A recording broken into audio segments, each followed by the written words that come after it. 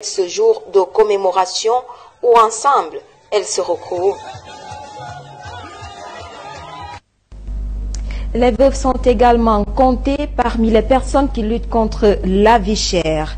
Les agriculteurs de Nyambaka dans la Damawa sont en première ligne de lutte contre la vie chère. Ces agriculteurs de cette ville, située non loin de Ngaoundéré, veulent faire baisser la flambée des prix et cette saison de récolte en est à leur faveur. Cet arrondissement réputé pour la fertilité de ses sols agraires participe valablement à rehausser l'économie nationale, tel que nous l'explique Léon Baloum dans cette correspondance.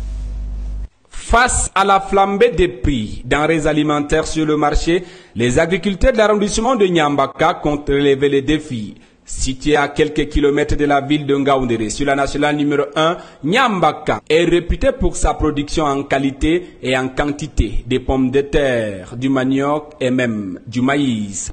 Ce que j'ai cultivé maintenant, c'est ça que je veux encore récolter pour garder la semence pour préparer la saison future. Pendant leurs vacances, les jeunes de la localité se sont investis dans la culture et la commercialisation de ces produits alimentaires qui sont de plus en plus sollicités sur le marché. J'ai cultivé aussi les pommes de terre dans la localité de Nyambaka.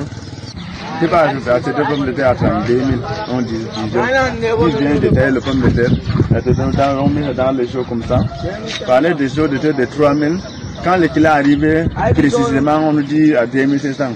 Grâce à son sol fertile et à ses vastes étendues cultivables, cet arrondissement fait entièrement confiance à la terre. Puisque actuellement, même Nyambaka a arrêté beaucoup de villages. Vous savez que les produits de Nyambaka partent jusqu'à RCA. L'enthousiasme des cultivateurs et le soutien des autorités locales, concrétisé par la construction de magasins de stockage en cours, promettent de faire de cet arrondissement le grenier du Cameroun dans les années à venir.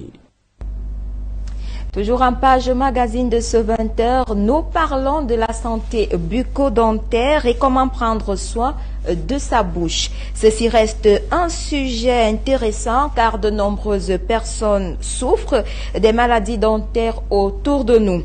Pour avoir une bouche et des dents saines, il est nécessaire d'adopter quelques gestes essentiels. Ils sont à découvrir dans ce reportage de Florence Zan et Franck Ébéniste.